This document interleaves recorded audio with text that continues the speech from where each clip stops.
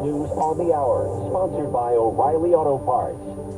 I'm Steve Kathan. House Speaker Johnson and other top Republicans in Congress are getting a look at the situation at the southern border. With migrant crossings increasing late last year, Republicans want policy changes before signing on to additional aid to Ukraine.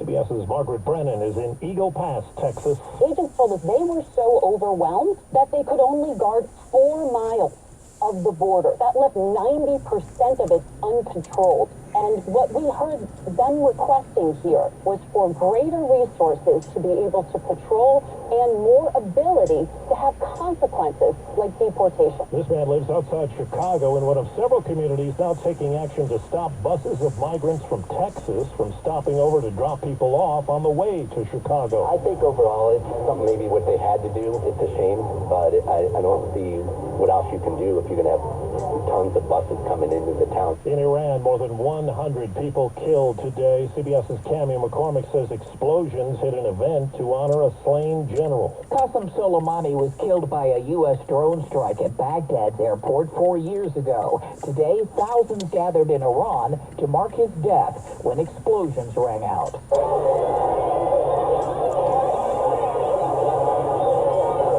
Iranian officials are calling it a terrorist attack. Soleimani was head of Iran's Al-Quds force. The head of Israel's Mossad has vowed every Hamas member will be hunted down. The comment comes a day after a top Hamas commander was killed in a blast in Beirut, Lebanon.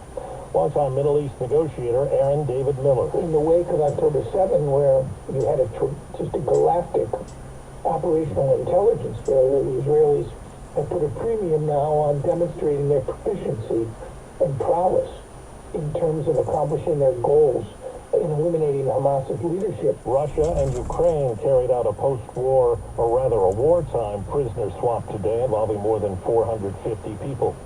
As we hear from CBS's Jim Krasula, a grand jury in eastern Ohio today is expected to decide whether to indict a woman who miscarried a non-viable fetus at home. 34-year-old Brittany Watts of Warren, Ohio, is charged with abuse of a corpse.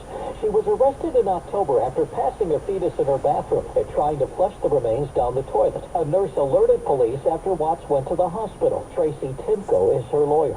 She was told very clearly that the fetus was not viable and could not and would not survive. Watts could face up to a year in prison. The Dow is down 230. This is CBS News. Well, that's today's news. I didn't hear any good news, did you? I didn't think so. I guess it's all about perspective. The glass is half full. Well, as always, I'd like to thank you again for coming along with me on these Dash Cam News adventures. You know the drill. Peace, love, and all that hippie jazz. Bye-bye, everybody. It's 50 degrees in Tracy, California.